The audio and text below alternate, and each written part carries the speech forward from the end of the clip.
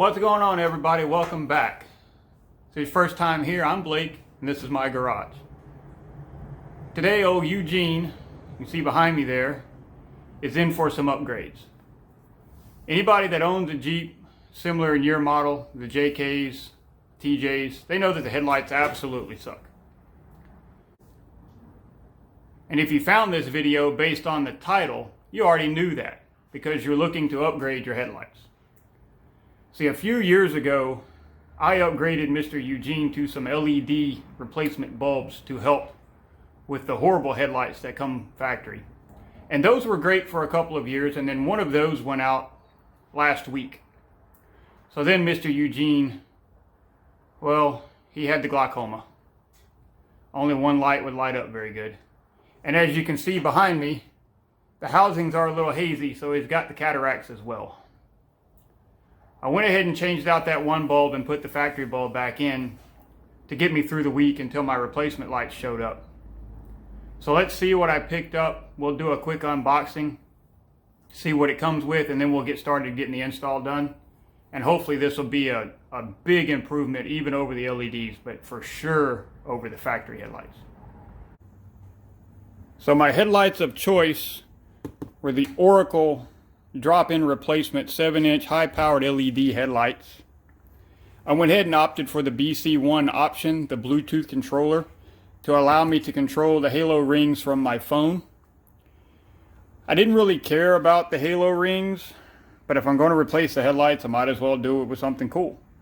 I'm really interested mostly in how good the headlights work and how good I can see, because again, the factory headlights are just atrocious. So I'm going to get it set up for an unbox. We'll see what comes in the box, and then we'll see what it takes to get them installed. All right, let's see what they come with.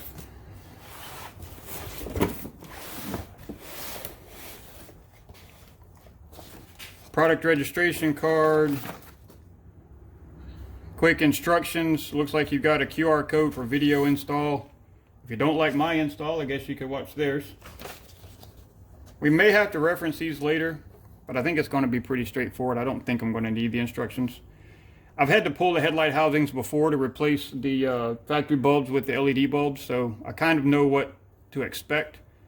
The question mostly is going to be connecting the Bluetooth adapter, but we'll see what happens.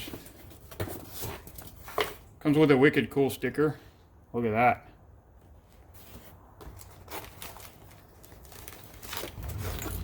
Got some extension cables to make it from the headlights to the Bluetooth controller.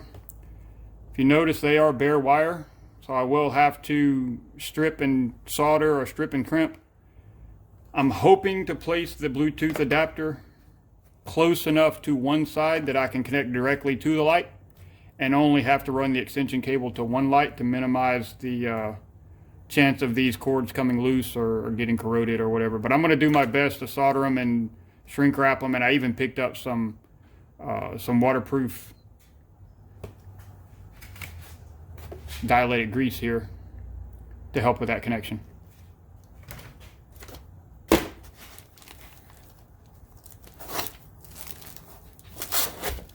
The housings themselves are really nice. They look like they're cast aluminum. Got the connector there for the headlight, high beam, low beam. Connector here for the Bluetooth, high beam, low beam, and the light up ring around the edges. You've got some adapters here to connect this style of plug to the factory plug on the Jeep so that there's no cutting and splicing on the headlights themselves. Got some wire taps and some spade connectors, so you can tap into a power source for the Bluetooth controller. Typically you do that to your turn signal circuit, or you can wire it directly to a switch if you want them on when the Jeep is off. And then in this box is the actual Bluetooth controller. So you've got power here, and then you can connect up to 4 devices to this one controller. So if you had 2 headlights and 2 fog lights with the light up rings on them, you could do them all from one controller. You got some more shorter extension cables. And these are just blank plugs to plug the, if you're only using 2 cords, you can plug up the other 2 so that you don't get dirt and water intrusion. And it even comes with a second cool ass sticker.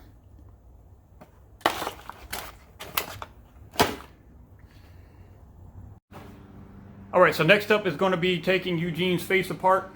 I have a winch installed, so that makes it a little harder to get the grill off.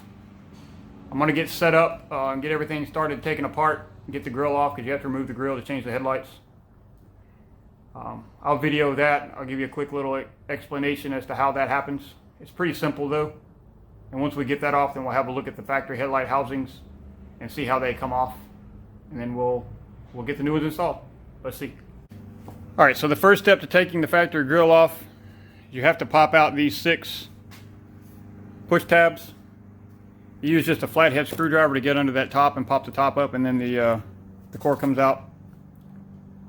I'm going to get those taken out, and then we'll get the grill off.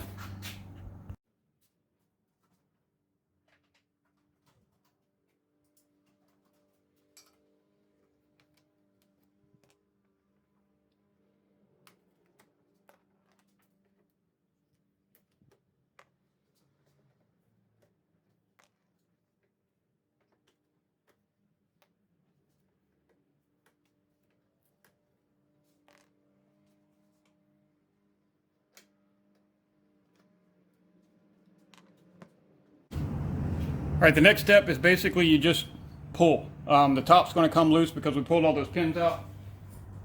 And the bottom is just connected with some metal alligator style clips. You just kind of have to work your way around and pop those loose. Just be careful not to pull the grill too far out because your turn signal lights are still connected. You will have to remove those from the grill before you take it completely off.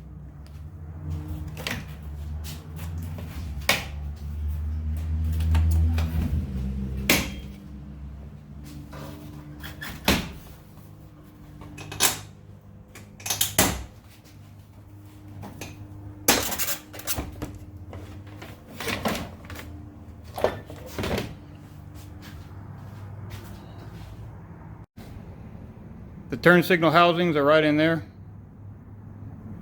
This here. You just kind of twist and they pop out. You can just leave them hanging under the Jeep there. With factory bumper and fenders, you may have a little bit harder time to get to them, but it should basically be the same process. I'm going to go ahead and undo the other side and then we'll get the grill out of the way. Alright, the headlight housings are exposed. These small screws around the outside perimeter, they're little Torx bits. You have to remove those to actually remove the housing itself. This side specifically, you cannot undo the connection to the bulb because power steering filler port is in the way. So we will have to pull the housing out before we can disconnect the bulbs. Later on, we will have to adjust these because the Jeep is lifted. I adjusted them down whenever I did the LED bulbs, so I'm hoping they're close. But just for future reference, this screw here is the one that you use to adjust the headlights. There's also one, that one's just a nub, so this one adjusts them up and down. So I'm going to get these taken off real quick, and then we'll see how the new Oracle lights fit up.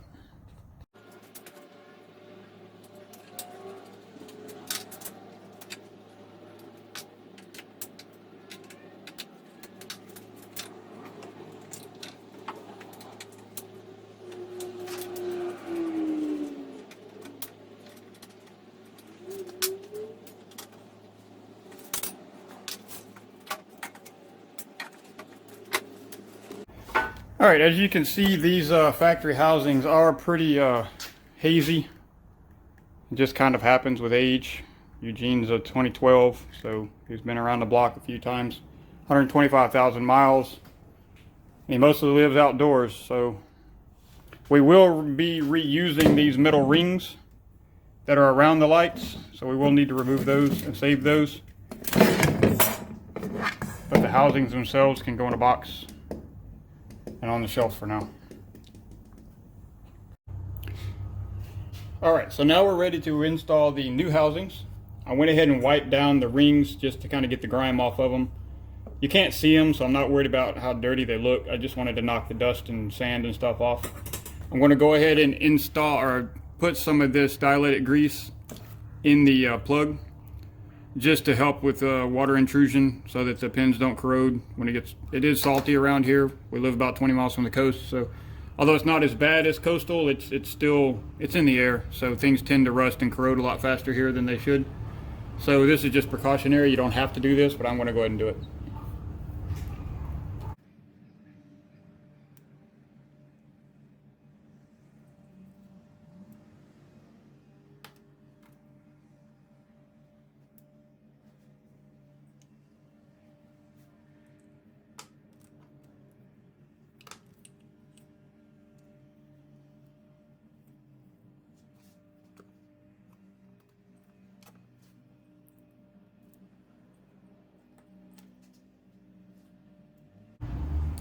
All right, I'm going to go ahead and get the beauty rings on there, get them installed back in the Jeep, get them connected up. I am going to go ahead and connect the wire first and then go hit the switch just to make sure they light up. Just call me paranoid, but I have got things brand new in the box that were dead, so I want to make sure before I go through the process. So I'm going to try that first and then we'll get them installed.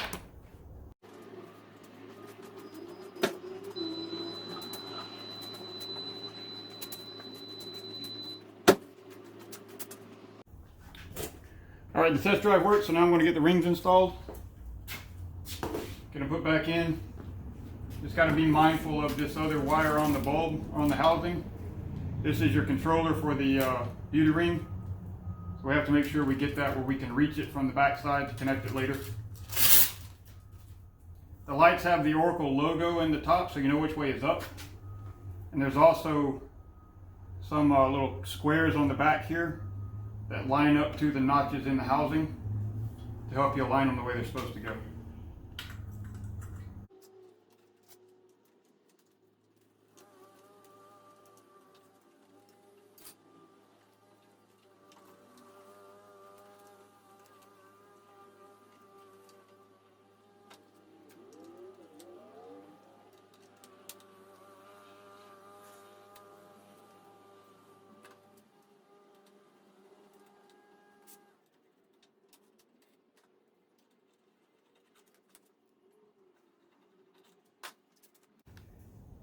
Another thing to be mindful of when you're installing these is this wire for the controller has a collar that once you hook the two ends together, you use this to screw it down to seal it. Make sure that collar is out here at the end of the wire, because if it's down in that hole, you can't get to it to get it up here. So make sure you get the collar on the end of the wire out where you can get to it before you cinch down the light, or you're going to have a bad time.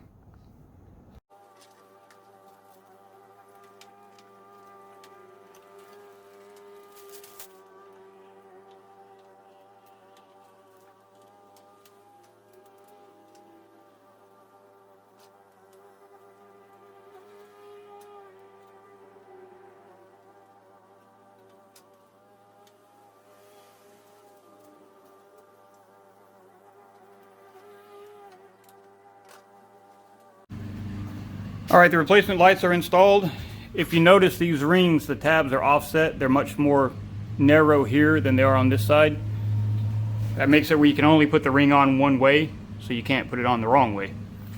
Both sides are like that, much closer on the left, much wider on the right. They're installed. The wires are run up where I can get to them. I'm going to go ahead and reinstall the grill, and then we'll get started on installing the Bluetooth controller. I haven't decided yet how I'm going to run that, so we'll look at that next after I get the grill back on. So to reinstall the grill, you basically just reverse how you took it off. There's a alignment pin dead center at the bottom. You align that, and then your metal alligator clips on the bottom will line up. You snap those into place, and then you reinstall your push pins on the top. It's pretty straightforward. If you have a winch, I learned a long time ago, if you cut off that centering pin at the bottom, It makes it where you can remove and reinstall the grill without removing the winch, because removing the winch is a pain. And I've had the grill off many more times than I've had the winch off. You can still reinstall it without the center pin. You just have to be more careful. So it's not that big a deal.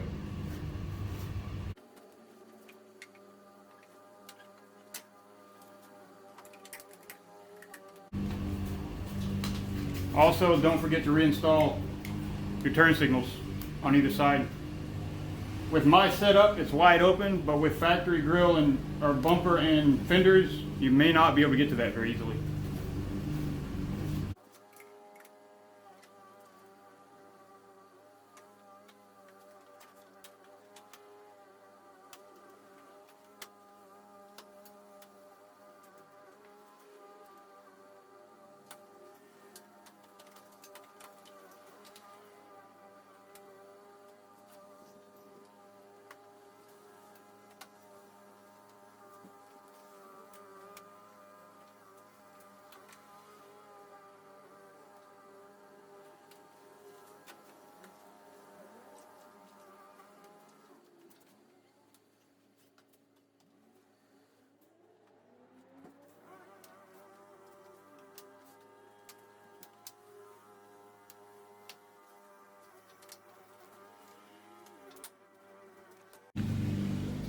All right, so that took a little more work than I anticipated. There was something back here that was binding up, but it finally went in where it was supposed to be. The new headlights are in. They look pretty good. I like the black housing as opposed to the chrome housing because the rest of the Jeep's blacked out. It's very dirty, but it's blacked out. So now I'm going to get set up to install the Bluetooth controller. I think for now I'm going to go straight to the battery because I don't know how much I'm going to use those rings. I'd like for them to be just another turn signal, but I'm not really sure. So I think I'm just going to go straight to the battery for now, and I can change it at a later date. I'd rather use all the wiring and run it the way it is now and then cut it later than cut it now and then want those wires back. So we'll see how I like that, and if I want to change it later, I can. Alright, so it looks like I'm going to be able to install the Bluetooth controller. It's very small, so I'm just going to use some double-sided tape for now and stick it right in this little pocket. So just a quick update on this install. I did have to move the Bluetooth controller from down inside this pocket to up top. Even though the driver's seat's right there, with the interference from everything in here, you cannot connect to the Bluetooth from the driver's seat. So I went ahead and moved it so I could control the halos from inside the vehicle. It seems to be working up here, and there's plenty of clearance to the hood, so I think this is a better location for it. The wires that are there are plenty long enough to reach this headlight, and I'll just have to run the wire around to the other headlight. And the power cables are plenty long enough to reach the battery.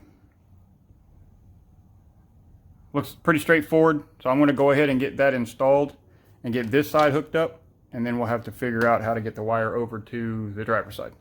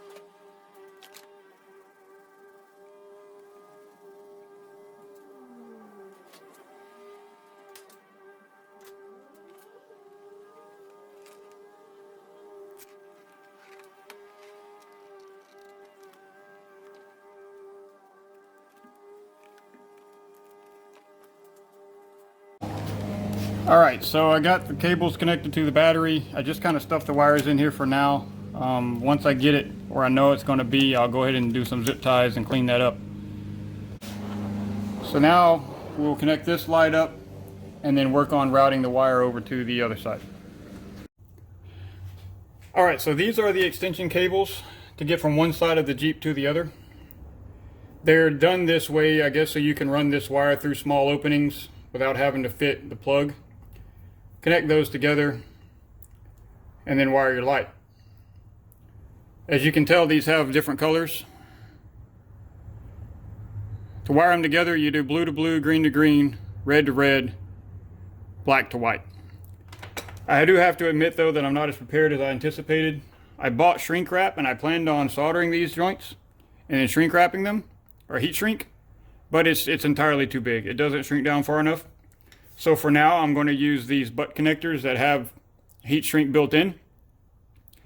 And hopefully they work. If they don't, the next time I'm up at the local hardware store or electronics store, I'll get some better or some smaller heat shrink that's the right size and do it correctly. But for now, I'm just going to use these butt connectors to get it going, and then we'll have to redo it later if we have to, but hopefully not. Then we've got to figure out where exactly to run the wire across the Jeep. I want to keep it away from the radiator and any heat source, but I also don't want to run it all the way around the engine compartment. So we'll have to have a look at that when we get ready. All right, so I've been checking this out. I think what I'm going to do is run the wire behind the grill here. I pulled these tabs back out of the top of the grill so I can get in there and look. And there's already some wires here that I can zip tie to. And there's gaps around the headlights to run the wire through. So what I'm going to do is just run that wire through here and then along the top where this wire is, all the way to that side to plug into the USB controller. And then we should be done. I'm going to get set up and we'll knock that out.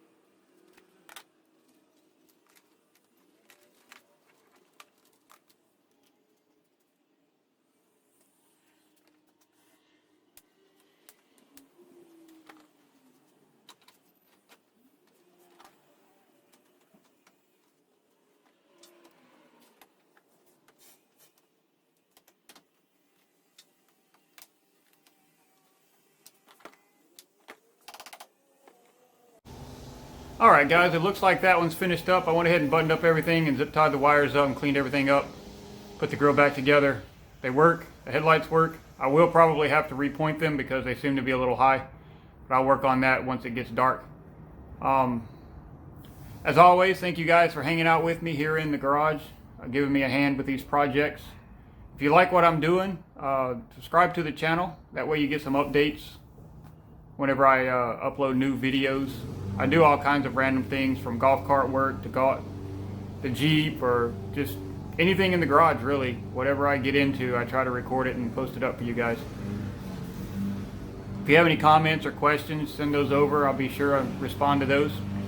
I like interacting with you guys. It's fun for me, so send those over. As always, you guys have a good day and rock on.